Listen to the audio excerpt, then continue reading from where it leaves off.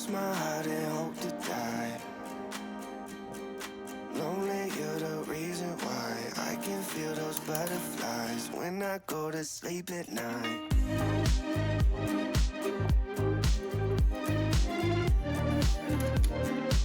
When I go to sleep at night. Lonely, you're the reason why I can feel those butterflies when I go to sleep at night. I finally know the reason why, yeah. I'm never really satisfied, yeah. Waking up a paradise, yeah, without you by my side. Imagine I walk through your doorway. Imagine skipping all the foreplay. Imagine all the stars in one place. 'Cause you really make me wanna fly. Cross my heart and hope to die. Lonely, you're the reason why I can. I'm just gonna show you what my Mac looks like. I really like on the main screen here, first of all, this wallpaper.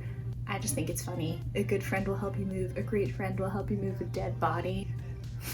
If you want this wallpaper, I'll link it down below. I think it's a nice plain background, funny quote. But one thing I really like about how I did my Mac for this new Mac is I put nothing on the desktop, and I just think it reduces the clutter so much. You might be like, Lena, where are your files? Well, I had to put them all in documents, spicing things up. Oh, if you don't know this trick, you can highlight all your folders, move them, hit the command key, and they'll align. So if you have one random one that's just over here, you can put it back in line with the command key. But usually I keep them in this line mode. I think it's cleaner, easier to see what's happening, easier to sort. And one thing that I did was I just put this shortcut to my home directory here. One thing I always get frustrated with is I never know where my home directory is, and then I just do this go thing where I go to folder and then I just go to the root folder. This is so much easier. So a simple way to set that up with any folder is to find the folder that you want the shortcut to. Let's say I want my music really accessible. You can just drag it in like that and it'll appear there. Now let's take a look at the apps that I procured. So I've got the basic ones. I replaced Safari with Google Chrome. I think it's better. If we just open that up. Oh, this is funny. I'm working on a Chrome extension right now, so see that soon. That's why this page looks like this. The extension opens every time you open a new tab and contains 3 drop-down menus, one for articles to read, one for petitions to sign, and one for places to donate. It's a really nice way to make sure that you stay involved in the Black Lives Matter movement past the news cycle.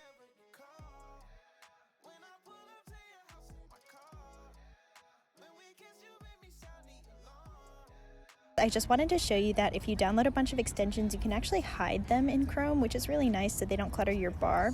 But the one that I like the most is called uBlock Origin, and I would highly recommend downloading this as well. It blocks ads across different websites, but of course you can turn it on and off if you want to whitelist websites. uBlock Origin is actually amazing. It blocks ads on basically every single website. So for example, if you have Hulu with ads, welcome to Hulu with no ads with uBlock Origin. Okay, and I have notes. I use notes a lot just to keep track of things in my life, and I finally organized this. This is funny. This is a list of states that my boyfriend and I have been to. We were comparing, but I made all of these folders in my notes, which are really useful so they're not all cluttered together because I write down everything in notes, so it's nice that they're all separated out now. Then I have Slack. If you use Slack, you know you need Slack. The desktop app, I prefer it so much more to the web client, so I'd highly recommend downloading the desktop app if you have that. FaceTime, Spotify, love Spotify, works great on this. Atom, that's for viewing documents, especially when I'm coding. It's just a lightweight text editor for that. So today we're working on this Chrome extension, so it looks like this. Atom, Messages, these are my text messages, Xcode, Microsoft Word, Final Cut Pro for editing my videos, Calendar. Finally figured out how to put all of my things in my calendar, so that's been really great. Finally, we have system preferences, which I think is the fun stuff. I can just show you the things I customize. Obviously the dock is on the side here. I like that better, and I have it go away just because I like using the full screen. I only have the 13-inch Mac, which I like the size of, but the screen could be a little bigger, so I like putting it away just so that I have more screen size. I also have this night shift, which turns on around sunrise, which just makes your screen tones a little more yellow, which is nice at night for your eyes. And then finally here I have the terminal. One cool thing about the terminal on your Mac, this is so random, but you can change the background color using the touch bar.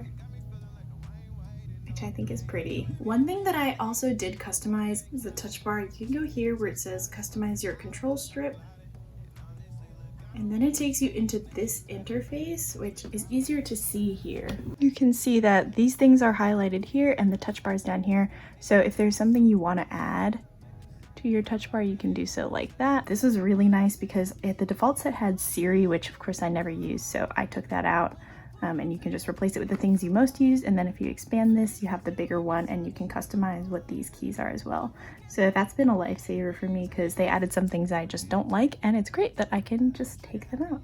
Finally, the last thing I'll show is just the new keyboard. They have this nice combination of the old keyboard and the butterfly keyboard, so it doesn't have all the issues that the new keyboard, the butterfly keyboard that they had. The keys do press down a fair amount. It feels really nice to type with, but it's still thinner. And there is a hard-coded escape key, which a lot of people are asking for, so they did deliver on that front. Yep, so I would definitely recommend the MacBook Pro. It's very easy to get used to. If you need a new laptop, it's probably one of the best that you can get.